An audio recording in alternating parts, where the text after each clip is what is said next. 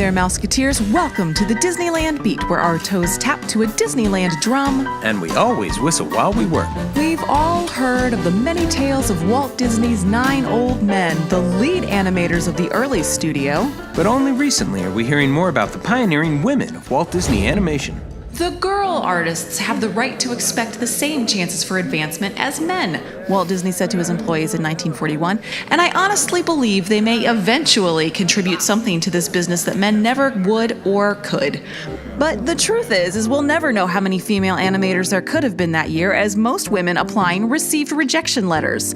Almost every studio that existed at the time only allowed women to work in ink and paint departments, creating animation cells. The dated and false ideas the studio leaders and the industry as a whole had was that animation required a creativity, work ethic, and sense of comedy that only men had, and that women had a superior sense of line, color, and patience that was suited for animation cell ink and painting. The ink and paint department at Disney was exclusively female and was responsible for creating cells directly from the animators' drawings. It is a complex skill, but one that's often under-recognized, particularly the inking, which requires difficult tapered line work. But the position offered no influence on the creative process at all. It was not all sunshine by any stretch, but Disney was one of the first animation studios to have women drawing concept art, creating storyboards, and seeking literature that they wanted to portray on the silver screen. A woman wrote the story treatment for Snow White and Seven Dwarfs, and a woman drew in the animation department, defining the look of famous characters and plotting the action. You might notice when watching Bambi's opening credits the very female name amongst all the male lead animators, Retta Scott. Scott was born in Omak, Washington, and she graduated from Seattle's Roosevelt High School in 1934. She applied for and received a 3-year scholarship to attend the Chouinard Art Institute, the famous school responsible for funneling so many Disney artists into the company. Miss Scott moved to Los Angeles, California, where, while at school, she spent much of her free time sketching wildlife at the nearby Griffith Park Zoo. Upon graduation, the Institute urged Scott to apply for work with Walt Disney based on her passion for animals. She was initially uninterested due to the cartoon shorts the company was known for, but once she saw Snow White, everything changed for her. Her mentor at the school, a good friend of Walt Disney's, recommended her to work on Bambi, a full film which was in production because of her animal sketching skills. And she was offered a job in the storyboard department. How could she possibly refuse? Retta worked on storyboards to develop scenes of the young deer prince Bambi, his mother, and the film's hunting dogs. The dogs got her first big break. She later described spending weeks to develop them into what she called vicious, snarling, really mean beasts. The male animators were shocked by the 22-year-old's work, as they initially assumed only a man could create drawings with such intensity and technical skill. Her sketches even caught the eye of Walt Disney himself, so when the film went into production, Retta was assigned to animate the scenes of the hunting dogs chasing Feline. It was really quite the coup and accomplishment at the time. Ms. Scott worked at Disney helping to produce Fantasia, Dumbo, and The Reluctant Dragon through the early 1940s. By 1941, she is recorded as being one of the specialists in animal drawings for the company. But in 1946, she retired to get married. Her career had significant impact on the opportunities for future female animators and artists at the studio. Retta Scott worked for the Disney Company again later in her career, illustrating several famous little golden books for Disney in the 1960s. She remained an active illustrator until she was again hired as an animator in 1982 by the Lucky Zamora Moving Picture Company. Throughout her life, she continued to impress. Born in Rome, Italy, Bianca Majolie attended art classes in School of the Art Institute of Chicago and McKinley High School, the very same high school where Walt Disney served his freshman year before dropping out to volunteer for the Red Cross in 1918. Majolie claims she did not know him personally, but did see him on the day he came back to school dressed in his GI uniform to say goodbye. Bianca said she was graduating midterm and handed him her Girl Grad book, and he drew pictures in it. Miss Majolie studied art, design, figure drawing, and sculpture at several art institutes in New York City and Chicago before taking a job as a freelance artist on fashion assignments. Her fashion job took her places like Florence, Italy, and Paris, and she saw much of the world. She later worked for JCPenney as an art director and brochure artist.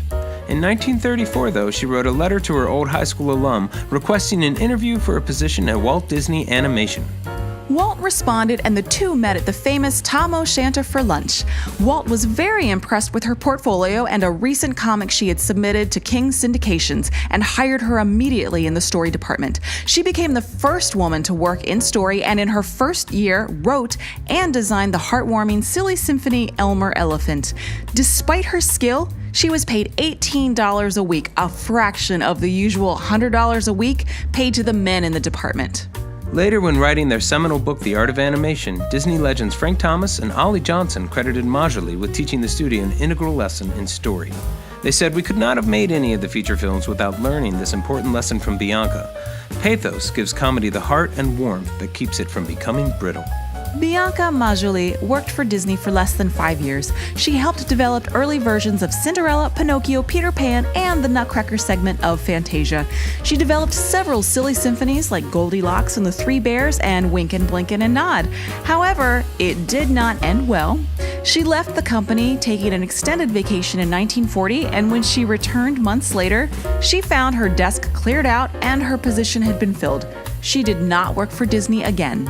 She married soon after, and with her husband started an art gallery that she ran for years. She worked on commissioned paintings, glasswork, and ceramic sculpture throughout her entire life. Sylvia Holland has a very impressive story. Despite great hardships, she had an amazing life and accomplished career. Born in England, she developed an early love of photography and music, becoming quite accomplished at both. She moved to London to study architecture, and at the age of 24, she became the first female member of the Royal Institute of British Architects. She fell in love with a fellow student, married him, and the two moved to Vancouver, Canada, and had their first child, Lenora. Her husband got an ear infection after some cold winter shopping and sadly passed away before their second child was born. Sylvia was left to raise 2 children on her own. When the Great Depression wiped out the demand for new buildings and architectural work, she moved her family to a farm in a nearby coastal town where they lived for several years. But when her son developed the same ailment that killed her husband, Sylvia moved her family down the coast to Southern California, seeking a safer and drier climate. However, she had to leave her architecture career behind, as her degree was not recognized in America. She took a job as an illustrator for Universal Studios, working on several films in 1937 and 1938. However, when Snow White and the Seven Dwarfs came out, she loved it so much she knew she wanted to work for Walt Disney. In order to gain some experience with animation, she landed a job at Walter Lantz Productions as a cell inker for several months before applying to the Walt Disney Studio in 1939. She was granted an interview with Walt Disney, and he was so impressed with her work that he hired her in the story department on the spot, the second woman to work in the department after Bianca Majolie. In fact, she worked with Majolie on Fantasia, developing the Waltz of the Flowers for the Nutcracker sequence. Her musical experience turned out to be very valuable for the studio and the focus of much of her career at Disney. She developed the concept art for the Little April Shower sequence in Bambi and also developed storyboards for what became Make Mine music. Holland, along with almost half of the studio, was laid off by Disney after World War II. She spent much of her later career working for greeting card companies and quite successfully illustrated children's books for Whitman Publishing. She designed her own dual houses and a studio on her Ventura Boulevard property, and she found international notoriety breeding Siamese cats, developing a new species, the Balinese. Blair is probably the most famous person on this list and certainly the most influential on Disneyland itself. Her delightful illustrations, murals, and theme park attractions continue to delight audiences today. She was a very impressive person. Blair also attended Chouinard Institute, where she excelled at watercolors and design. Out of school, she married her love, fellow graduate Lee Blair, who along with his brother Preston was an artist and animator. The three were a powerhouse of design and art, influencing and supporting each other for years. Mary, who had yet to develop her familiar style, soon joined her husband at his first animation job working for the UB Iwerks studio. When Disney absorbed most of that studio in 1940, Mary Blair began her Disney career. She started working in the story department, which was developing Dumbo, Fantasia, and Lady and the Tramp at the time. She didn't really like the job. She found working under multiple veteran Disney artists to be really frustrating, so after less than a year, she quit. However, her sketches had managed to resonate at the studio and, more importantly, had caught the eye of Walt. Walt personally asked her to go with him and a select group of artists and filmmakers on the famous Good Neighbor tour of South America. Afterwards, she was offered the role of art director for Saludos Amigos and the Three Caballeros, the first female to hold such broad authority at the studio. She went on to work in animation at the studio for a decade, heavily influencing the features Fun and Fancy Free, So Dear to My Heart, Alice in Wonderland, Cinderella, Peter Pan, and lots of shorts, infusing them with her unique style. After Peter Pan was completed in 1953, Mary resigned from Disney again to pursue other projects. She worked for a decade in lots of areas, creating popular advertising campaigns for Nabisco, Maxwell House, and Pepsodent. She also designed scenery for Radio City Music Hall and for Broadway shows, and she illustrated a series of Little Golden Books that is still in print today. At the request of Walt, who really thought very highly of her artistic abilities, Mary was asked to return to Disney to work on the 1964 World's Fair project It's a Small World, and she moved seamlessly into Imagineering with great success. She not only created a beloved attraction that we all still enjoy today, but she developed several amazing murals for Disneyland and Walt Disney World that shaped the feel and look of the parks overall. Mary Blair was a major artistic influence that will continue to resonate for decades to come. Her use of extreme color contrast was decidedly modern, and she's personally responsible for bringing that influence to Disney animation and the theme parks. We hope you enjoyed our visit with these 4 amazing women. In the future, we hope that retrospectives looking back into animation luminaries of the present will not focus on gender as much as the work itself. And we hope it won't be as necessary then to point out that the women in early animation were just as talented, creative, and hardworking as any of the men, yet were paid far less, offered less opportunity, and faced far greater challenges and barriers. But we also hope in the future they will continue to look at the careers and amazing work of these female pioneers of Walt Disney Animation. See you real soon, Mouseketeers. See you real soon.